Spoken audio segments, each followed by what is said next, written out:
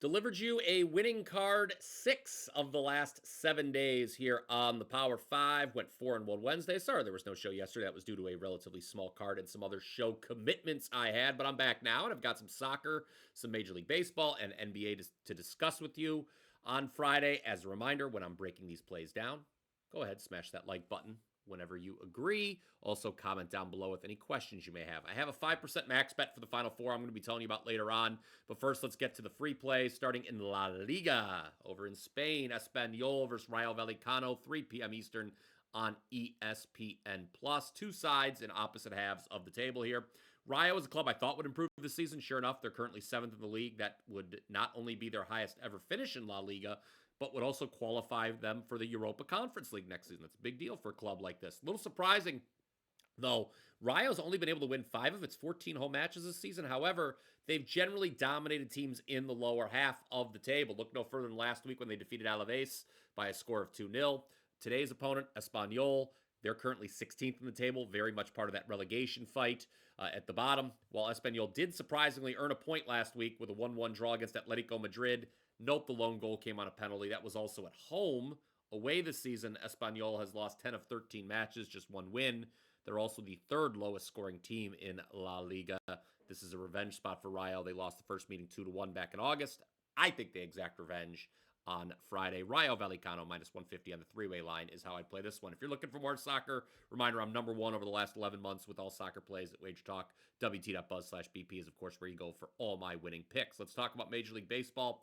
I think it's a good spot to play the Washington Nationals tonight, 6:45 Eastern. They're hosting the Arizona Diamondbacks. Nats are plus 120 on the money line. I think it's a good spot because the Nats were off Thursday while the D-backs were wrapping up a series in New York against the Yankees. Arizona didn't get much out of starter Merrill Kelly, who lasted just 3 1/3. Obviously, still very early in the season, but Washington doesn't want to fall to 1-6. I think we get an all-out effort from the home team tonight. I also like Tampa Bay plus 105 at Texas. Reason being, even though the Rangers are 5-2, they've yet to score more than 4 runs in any game this season. For the first time in franchise history, they are coming off back-to-back 1-0 victories, both of those against Cincinnati. Meanwhile, Tampa Bay's pitching staff still leads the American League, or does lead the American League, I should say, with a 2.0 ERA. They've allowed just 12 runs in 6 games, also issued just 6 walks. Zach Littell getting the starting nod Friday. He gave up just 1 run and 4 hits in his first start of the season. Texas starter Tyler Mahle, he still had a pitch count because he had Tommy John surgery last year. I just like the price here on the Rays going against the Rangers offense that hasn't done much scoring. Another short underdog I like on Friday's Major League Baseball card is the Angels, who are around even money at home against the Guardians. Tonight is the Halos home opener. They're 4-2, took 2 of 3 from both the White Sox and Cardinals to start the year. Meanwhile, Cleveland just got swept down in San Diego. I like what I saw from Jose Soriano in his first start for the Angels. He's back on the mound tonight. Soriano tossed 7 shutout innings of 2-hit ball against the White Sox, his first start. I think this Guardians team takes a big step back in 2025, so look for the Angels to take this series opener. All right, I'll get to my lone NBA play for tonight, and it is an ugly one. Just a heads up in just a moment. But I did tell you I have a 5% max bet currently posted for the Final Four. I'm on a 10-3 run in the NCAA tournament. That goes back to the start of the second round. 6-1 my last 7 NCAA tourney releases. I cashed my lone 5% play of the tournament thus far. It was this past Sunday. Absolute laugher.